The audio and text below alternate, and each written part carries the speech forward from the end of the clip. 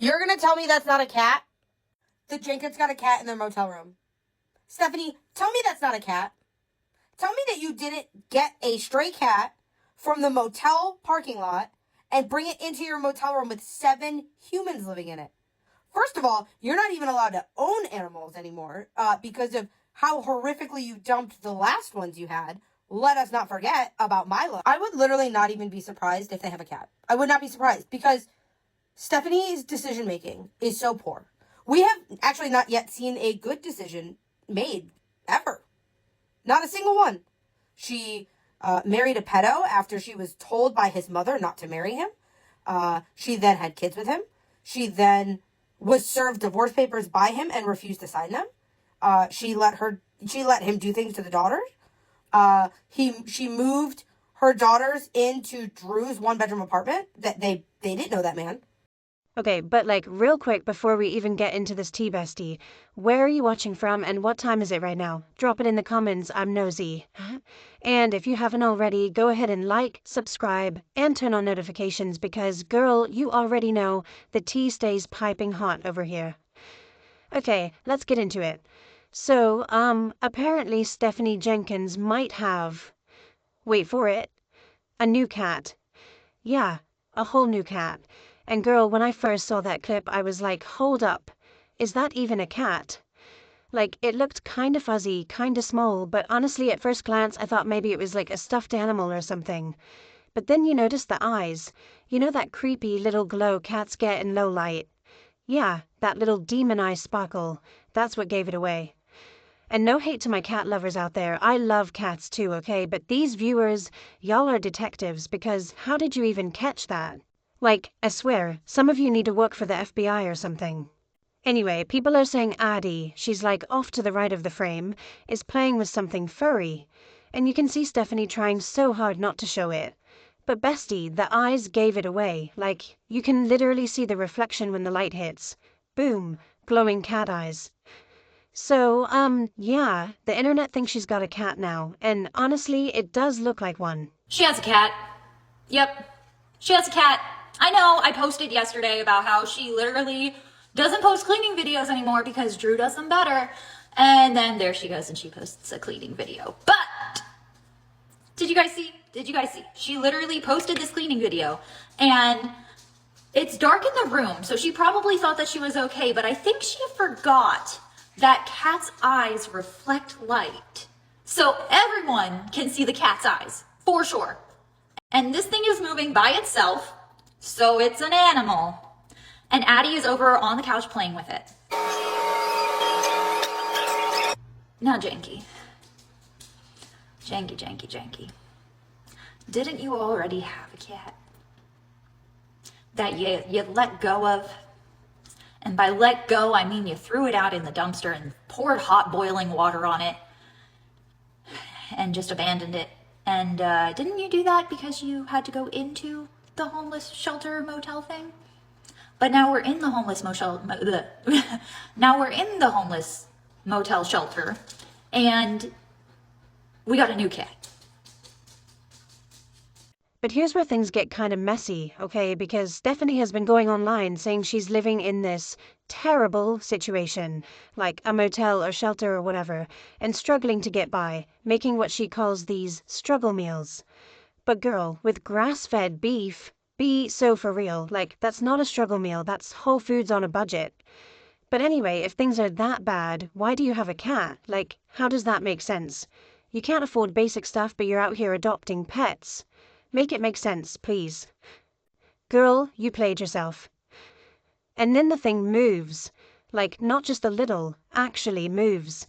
So now people are like, okay, that's definitely an animal. And apparently Addie's sitting on the couch playing with it.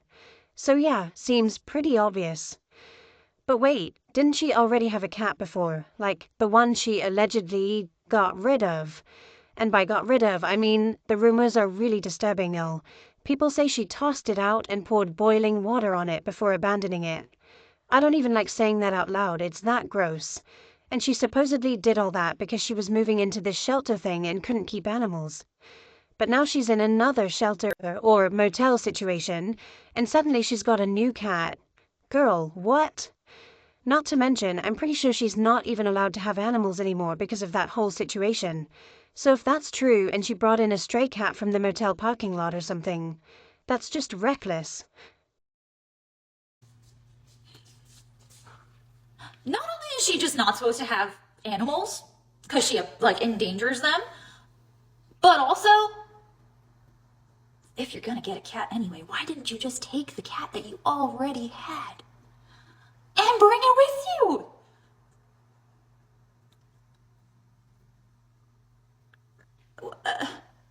Like, does it connect? Does two and two connect?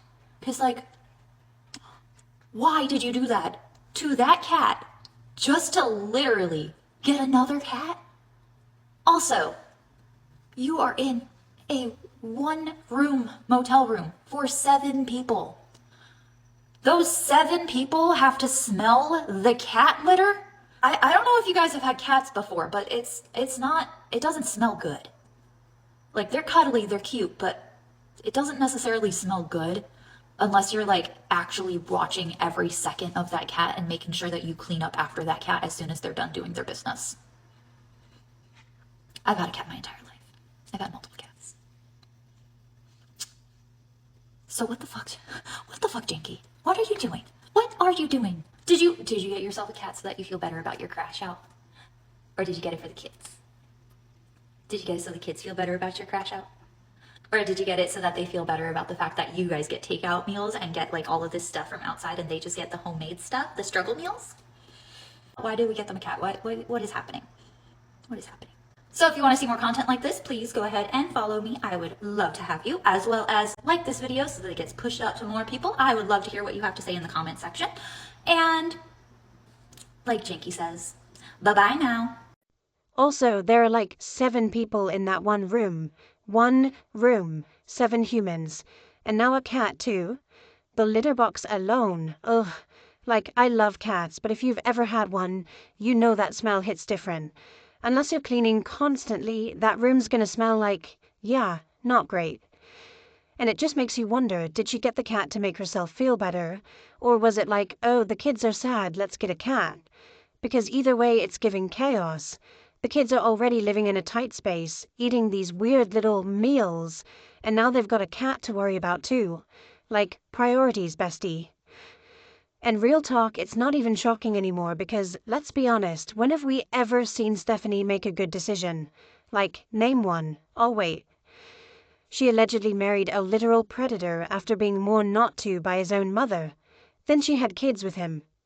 Then he served her divorce papers and she refused to sign them. Then, allegedly, he hurt one of their daughters and she still didn't leave him right away. Like, what? Then she moved her kids into Drew's 1-bedroom apartment, a man she barely even knew. And of course, had more kids. Girl, it's like every single choice is just worse than the last. So honestly, if she did bring a cat into that motel, I'm not even surprised. I really wish I was, but I'm not. Stephanie Jenkins is actually now admitting to the fact that she's gardening, and that's where all her money is going. If you didn't see her video, basically she's dancing around, laughing and playing in your face and saying that she's not going to take care of her kids. She's only going to be doing some heavy gardening. And before you come at me, like, I understand if you want to be a mom and you're friendly and you're, smoking the devil's lettuce. Like, I understand that. That's not the problem. The problem is that when you're living in a homeless shelter, you have everybody living in the same room, but you're still like performing the same habits. Still the same cycle is going. Like, she's on the longest journey ever. Stephanie Jenkins is always talking about her hardships and how she's doing better and she's on this journey. But how is it that she can afford money for rugs? Because gardening is not, it's not it, sis. Like, that is a very expensive hobby to have. And yet you can't take your kids to urban air. You can't get them new clothes. They have no hobbies. You do the bare minimum and you want to sit in here and play in our face like you're some kind of good mom. No, thank you. Oh, and here's where things really start to spiral because Stephanie didn't just lose control of the narrative, she lost control of herself. Now every move she makes online feels like a reaction, not a choice. You can see the desperation seeping through her posts. The subtweets, the passive-aggressive quotes, the "I'm totally fine" selfies with captions that scream anything but fine. And meanwhile, Drew, he's staying chill. The man's over there in a hoodie, wiping down counters, talking about his day like nothing happened. It's honestly the calmest chaos you'll ever see. And that contrast is driving Stephanie up the wall. She used to be the center of the story, the one people tuned in for. But now, the spotlight's shifting. People are relating to Drew's quiet, almost humble energy. He's become this unintentional symbol of doing better, while Stephanie is stuck trying to prove she's still the victim. And here's the sad part, you can tell she's spiraling. Every little comment that doesn't go her way, she's on it, deleting, replying, defending. It's like she's fighting ghosts in her own comment section. The more she tries to control how people see her, the more people see the control slipping. You know when someone becomes too online, like their whole identity depends on strangers' opinions?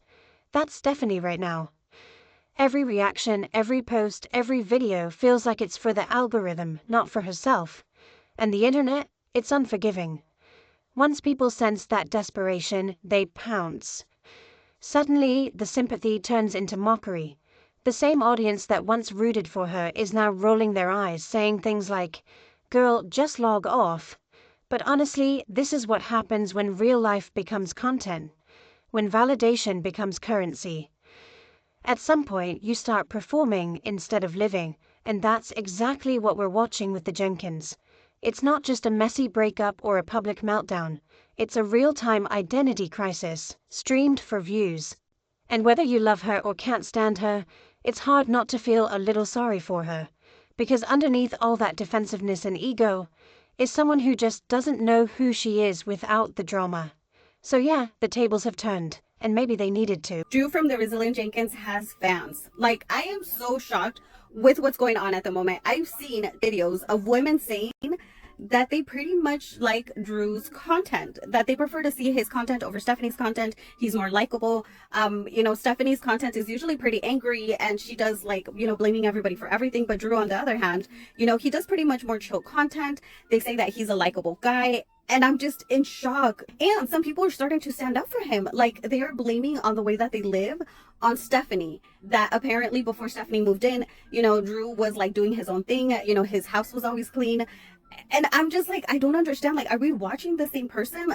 Stephanie and Drew, along with their 5 little ones, have been hunkered down in a single motel room for what feels like forever, turning what should be a temporary pit stop into a full-blown lifestyle. It's chaotic, overstimulating, and honestly, you'd think survival mode would kick in, focusing on jobs, housing, anything to get those kids some stability. But nope, they've made their personal mess a public spectacle, going live for hours on end, letting the world peek into their world. During this particular stream, Drew was front and center, chatting casually with viewers, answering questions like it's no big deal. At first, it seemed chill, but Stephanie was lurking in the background, jumping in whenever a comment rubbed her the wrong way. The tension was palpable right from the jump. You could practically hear the air crackling.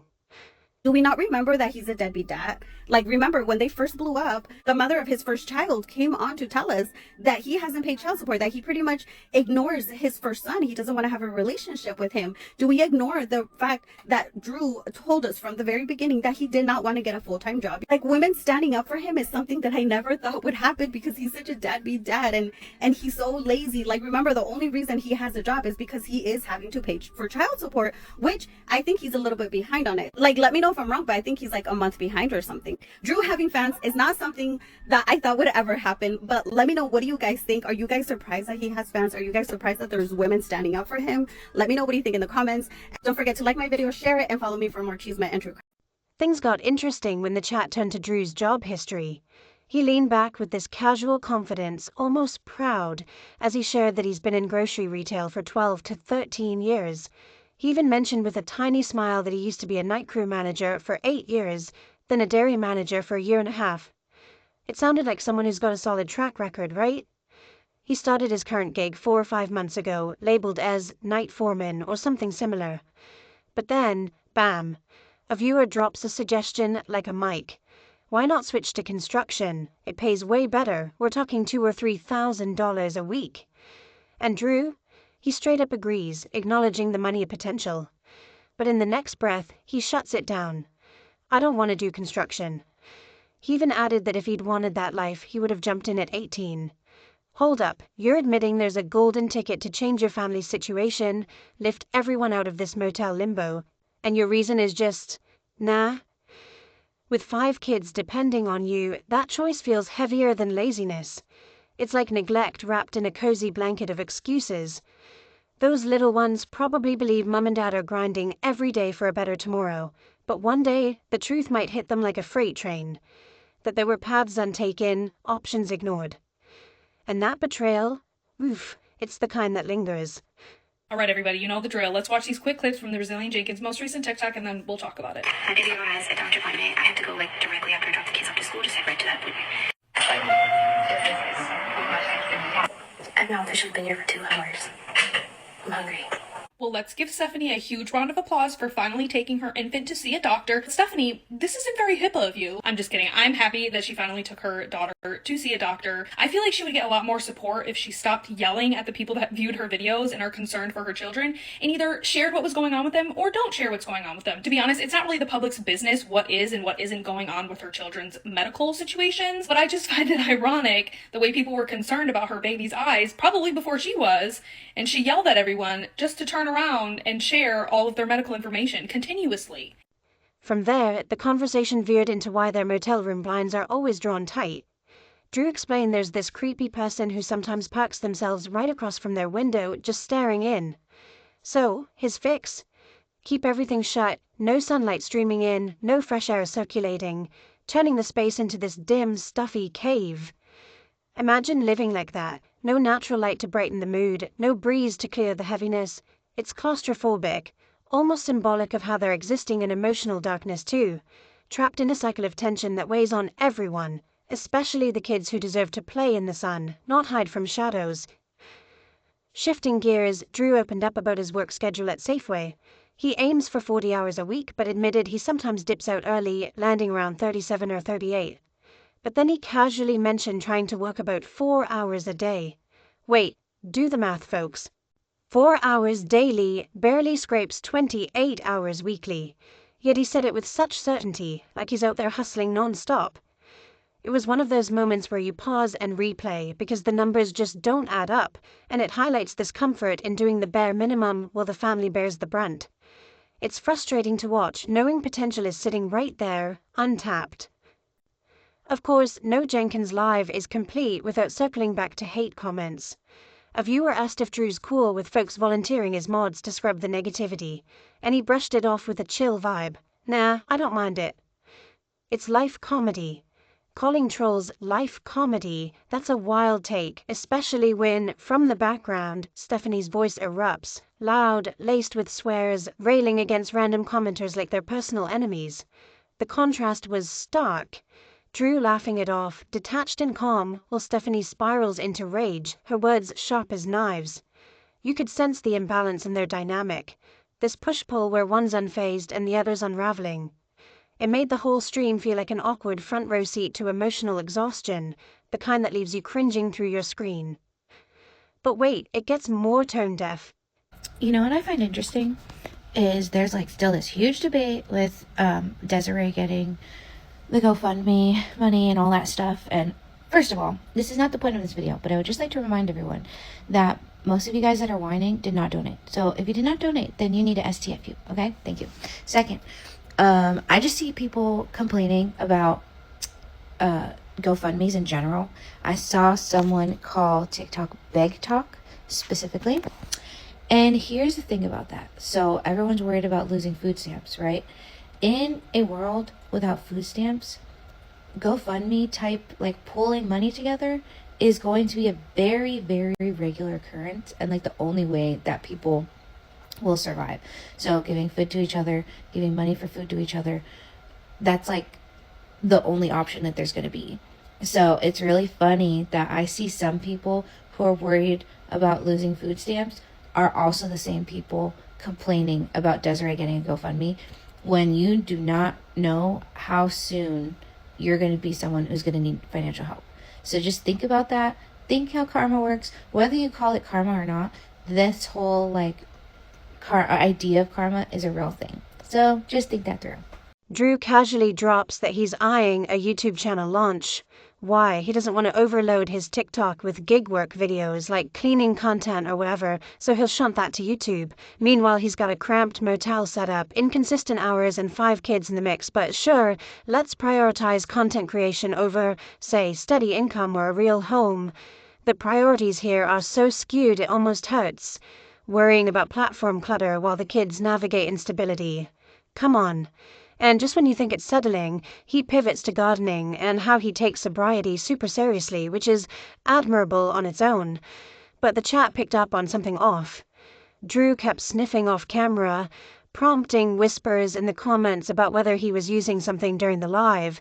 It's that gut check moment where you replay and wonder, because if those suspicions hold any water, it layers on even more sadness to an already heavy situation, sobriety claims clashing with visible tells, all while kids are in earshot. The talk then flowed to housing hopes. A kind viewer shared a Zillow listing, sparking Drew's hesitant thoughts on apartments. He's unsure about a 2-bedroom for their crew, dreaming of a 3-bedroom instead, maybe through private landlords to skip the red tape. If they land a 2-bed, he said the kids would split the rooms, and he and Stephanie would crash in the living room. That detail stood out. In their last 1-bedroom spot, they claimed the bedroom, leaving the kids to makeshift it. So, this shift feels like a tiny spark of growth, prioritizing the little one's space amid the dysfunction. It's buried under layers of mess, but hey, it's something. A rare glimpse that maybe change isn't impossible. Alas, the calm shattered as Stephanie's irritation bubbled over. It started subtle. Low mumbles under her breath about Drew not defending her from the hate flying in the comments. Her tone dripped with anger, even if the words were hard to catch. She wanted him to jump in, fight her battles, show he's got her back online. Drew looked baffled, explaining he missed the comments in the flood, offering a half-laugh, half-shrug like, what can I do? But logic wasn't cutting it. Stephanie's voice sharpened, cracking with frustration, building until it exploded into full-on shouting. They were cursing at each other, live, in front of the world. The comment section went eerily quiet, that stunned silence where everyone knows they're intruding on raw chaos. The tension was knife-thick. Drew's fists clenched, Stephanie's words poured out unchecked. Finally, he cut the stream short, an abrupt, "See you later," barely masking her echoing voice in the background. It's late, I'm scrolling, and I just saw Stephanie, shit-ass Thompson Jenkins, whatever the fuck her name is, being ever so resilient again. Let's recap her last video. Come on, let's do it. We got to. Why not? First of all, that air conditioning unit was on like 84 degrees. That's like, I would pass away, trapped in that motel. Then she was on the bed and she was like, look what I slept with. And it looked like a fucking cockroach. I don't know what it was, so don't come for me. I don't know if it was a cockroach. Somebody in the comments was like, was that a cockroach, Stephanie? It was a bug. I don't know. She looked at it and then like flicked it. Ugh, my body. Heart-wrenchingly, through it all, their little boy Atlas was right there by the camera, making those innocent kid noises, vying for attention. But no one noticed, too engulfed in the storm to acknowledge him. It's gut-wrenching. These kids are absorbing this as normal, learning love looks like yelling matches on camera, surrounded by darkness and discord. Post-live, the backlash hit hard.